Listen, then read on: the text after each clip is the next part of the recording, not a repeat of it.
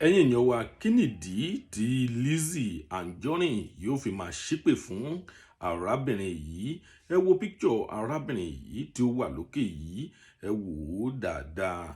Ìdí tí Lizzy Anjorin tí ó fi ń ṣẹ́ èpè fún arábìnrin yìí kò ju wípé arábìnrin yìí ó polówó aṣọ tí Lizzy Anjorin tí ó wọ̀ tí ó fi ṣe òpolówó náà.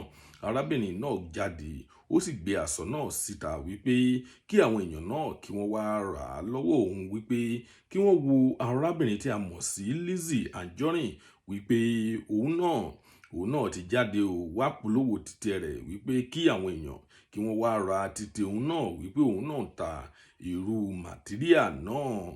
Ẹ̀yin èèyàn wa, ọ̀rọ̀ tí àmúwá fún yín lénìí nìyí nípa Lizzy Anjorin àti arábìnrin kan tí a mọ̀ lórí TikTok tí òun náà ń ta aṣọ gẹ́gẹ́ bí Lizzy Anjorin. Lizzy Anjorin sọ nínú ọ̀rọ̀ rẹ̀ wípé arábìnrin yìí ó ní kò lè make rẹ̀ ní ilé ayé rẹ̀, ó ní kò lè make rẹ̀ ní gbogbo bí yóò sì máa ṣe business rẹ̀. Àwọn ọ̀rọ̀ tí Lizzy Anjorin tí ó tún sọ nìyí.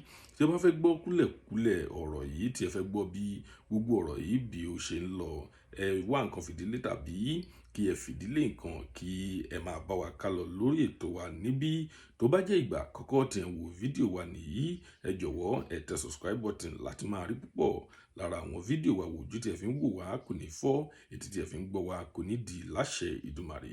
Ìjìnlẹ̀ ọmọ Yorùbá ló gbé ètò yìí wá sójú ìgbọ́ yín. Ẹ̀yin èèyàn wa, kí ló tún ṣẹlẹ̀ báyìí? Ṣé Lizzy Anjorin ṣé ó kàn fẹ́ máa fà wàhálà kiri ni? Ṣé ó fẹ́ máa bá àwọn èèyàn, ṣé ó fẹ́ máa bá wọn jà kiri ni ní ojoojúmọ́? Kí ló ń ṣẹlẹ̀? Kí ló tún ṣẹlẹ̀ báyìí nípa Lizzy Anjorin? Ẹ̀yin tèmi, ṣé ẹ rò wípé Lizzy Anjorin ó tún lọ sọ ju ẹnu rẹ̀ lọ ni? Àbí ṣé a máa sọ wípé arábìnrin yìí tí ó polówó aṣọ tí Lizzy Anjorin tí ó wọ̀, tí ó polówó rẹ̀, ṣé ó ti ṣe ju ara rẹ̀ ni? Ṣé nǹkan burúkú ni wípé kí o máa ta nǹkan kí o sì jáde kí o wá sọ wípé kí àwọn èèyàn kí wọ́n wá rà lọ́wọ́ rẹ̀, wípé celebrity báyìí ó ti wọ aṣọ náà, wípé kí wọ́n wo bí ó ṣe dáa àti wípé kí wọ́n wo bó ṣe bá arábìnrin ọ̀hún mu, ìyẹn Lizzy Anjorin. Àwọn ọ̀rọ̀ tí arábìnrin tí ó advertise aṣọ yìí, àwọn ọ̀rọ̀ tó sọ, òun náà lè àwọn náà tún sọ níbí yìí. Ó ní wípé kí wọ́n wo celebrity báyìí, wípé ó ti wọ aṣọ náà ó sì bá a mu rẹ́gí bí dòdò ẹ̀fọn. Ẹ̀yin èèyàn wa, ṣé nǹkan burúkú ni arábìnrin yìí sọ ni tàbí kì í ṣe nǹkan burúkú? Ẹ jẹ́ ká mọ nǹkan tí ẹ̀yin bá lérò ní inú comment section, torí wípé ọ̀rọ̀ yìí kò tiẹ̀ yé wa.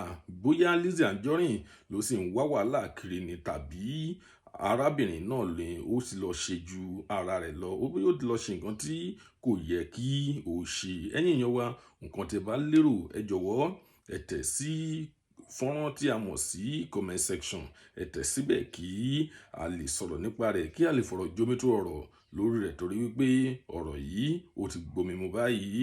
Ẹ̀yin èèyàn wa, a kò ní rí jù báyìí lọ lórí ètò wa lénìí. Ìròyìn ní ṣókí tí a mú wá fún yín rí. Tó bá jẹ́ ìgbà àkọ́kọ́ tí ẹ ń wo fídíò wa nìyí, ẹ jọ̀wọ́ ẹ tẹ subscribe button láti máa rí púpọ̀ lára àwọn fídíò wa. Wo ojú tí ẹ fi ń wò wá kò ní fọ́, etí tí ẹ fi ń gbọ́ wá kò ní di láṣẹ Ìdùmarè. A kò ní rí jù báyìí lọ. Ìrẹ̀lẹ̀ gbogbo ọmọ rè ó tún dọjọ́ mi, ọjọ́ rè ó dìgbà.